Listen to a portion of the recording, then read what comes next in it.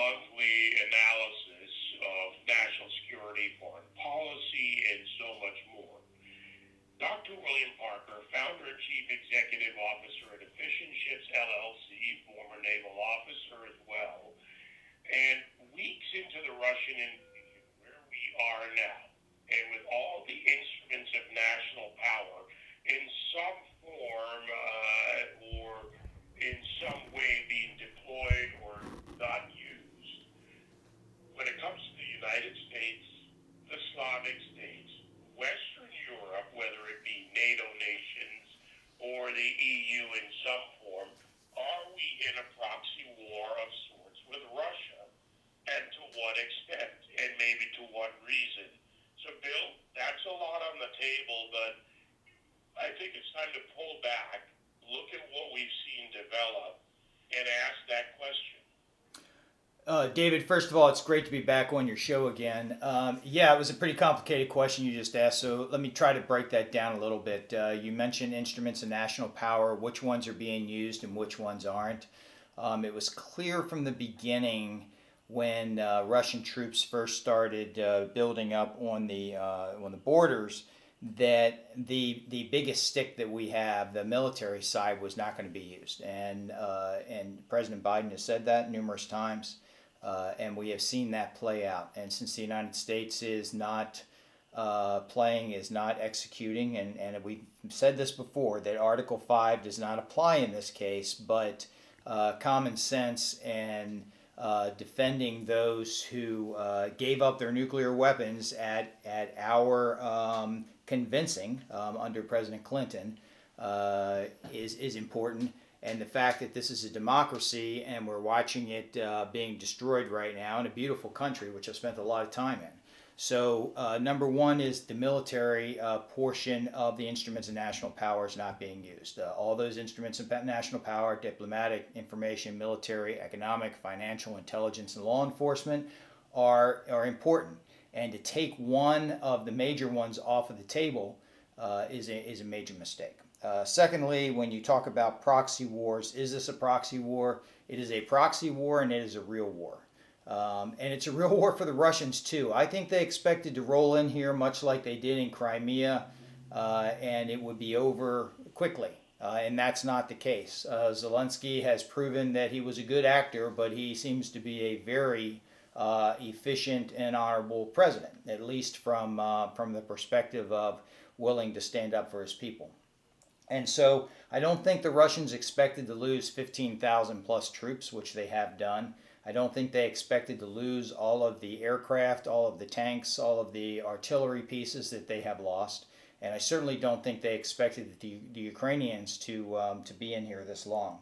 I also think they're probably scratching their head on why by now NATO has not joined the fight, at least to form a no-fly zone.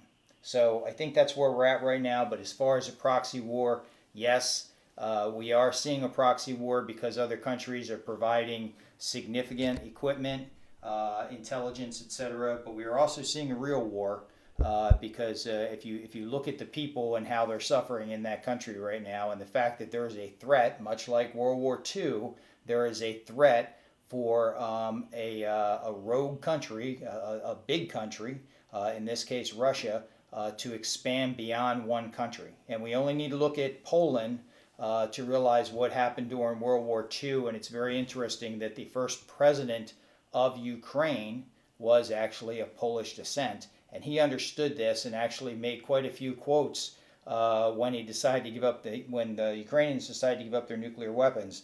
That he said, if Russia ever rolls into Crimea, nobody will care about it. And he, in fact, was correct. There's another aspect of this bill that occurs to me. In discussing whether a proxy war, like you said, a very real war, they unfortunately often go together and deadly in this circumstance. Real world effects on Russia, when you talk about the inability to complete the mission in short time. Germany was on the build, and it was a different time, clearly different technology, different military buildup also, when they rolled into Poland and when they expanded across Europe. Russia, where are they now? The ability to replenish. They're losing equipment. They're losing not just war fighters, but equipment. And do they have the capability to produce more to sustain this? Or in a sense, is this degrading their ability and their future military capability? It is certainly degrading their future capability. More importantly, it's degrading their morale. There's no doubt about that. There's a lot of Russians, both openly and quietly, that are stating, and I mean a lot, that are stating that they do not support this war in any way, shape, or form. So that is a major issue in itself. If we go back and do a comparison with World War II, though, we realize that the Allies were on their heels at the beginning of the war. We didn't have the right leadership in place militarily, and it was like break glass in time of war. You need to get Omar Bradley and Halsey and George Patton and others in place now. We need to build up the numbers we have, and everybody was basically on their heels for quite a while. The United States at that time realized that Germany was already developing a VX rocket program. And that was significant because it was the first time that there was going to be the capability to deliver weapons at long range. And so that was a major concern. Now we have a situation where the Russians already have significant capability to deliver nuclear weapons anywhere on the globe, and the United States has the ability to do the same. The question is, and this is the very big question, of whether or not mutually assured destruction still exists. And that was the whole reason that, in my opinion, and I think many others, that you did not have a nuclear engagement during the Cold War. It never went hot because MAD was in place. Well, MAD only works if both countries demonstrate that they're willing to fight. They're willing to get into the big fight for those things that matter. And so that is a concern for many. The other concern is, what is the impact on the rest of the globe when they look around and say, all right, so if you give up your nuclear weapons, it's clear that the United States and NATO are not going to be there for you, and so why the heck will we give up our nuclear weapons? As a matter of fact, why will we not become a nuclear country? I've said this before on your show and others, but I do believe that we will look back 15 or 20 years from now and say this is the point where proliferation of weapons of mass destruction around the globe started with this event where we did not step in when we needed to, and hence you had a country that was the third largest nuclear country in the world that gave up their nukes, and now look where they're at. Yeah, and by the way, a lot of this strategic thinking outlined in your book, Guaranteeing America's Security in the 21st Century, and of course, in taking this analytic approach to this, we can't ignore, and we certainly don't ignore, the tragedy playing out, the human tragedy, which is a part and often the darkest part of war, the reality of war. But, looking to Russia and this idea of MAD, mutually assured destruction, a lot of that bill was based on the two opposing men, if you will, the leaders, and where they stood, and an understanding. The weapon is the weapon that launches from the nuclear silo or the submarine, but it's the men and the will. But in this case, is it really just Russia and the United States, or are other actors on the table in that dynamic? Oh, I think, well, first of all, I think you're spot on in your comments there. And it is much more than the U.S. and Russia. The rest of the world is watching, and watching very closely, and probably scratching their heads a little bit. They're watching how we left Afghanistan, and there was no reason to leave the way we did. They're watching what we're doing on our southern border, and there's no reason not to protect our southern border. We want to have immigration. We want to have, all those good people that come into the United States and become citizens. I mean, you only need to look at a guy like Dr. Oz, who he himself was born here on U.S. soil. But look at people like him. He's first generation a person who's had significant positive impact on this country, and there's many, many others just like that. And so when you look at not having immigration rules properly executed, when you look at how we left Afghanistan, when you look at what we've done with research, development, and test and evaluation, when you look at the corporate America and look at who's running many of our major companies in corporate America right now, and you will find that that the Googles and the Ciscos and many others are not run by those born in America. Not that they're not good people again, but it's something worth considering as we move forward here, because our national security is at risk. Looking at the positions of the European nations, and you mentioned NATO earlier and the discussions going on, and yes, this is not, I repeat, not an Article 5 situation. What could they do more? And is it really a concern about the aggressive line of where Russia goes over? Or, I mean, isn't that somewhat of a guessing game? David, I've been asked this question a lot in the last 2 months. I strongly had recommended that when the Russians were building up forces on the border, that was the proper time, for the appropriate time for us to go ahead and bring Ukraine into NATO. Have we done it then and then said, hey, Russia, you step over now and you're going after a NATO country, and stand by for the results of that? We didn't do that.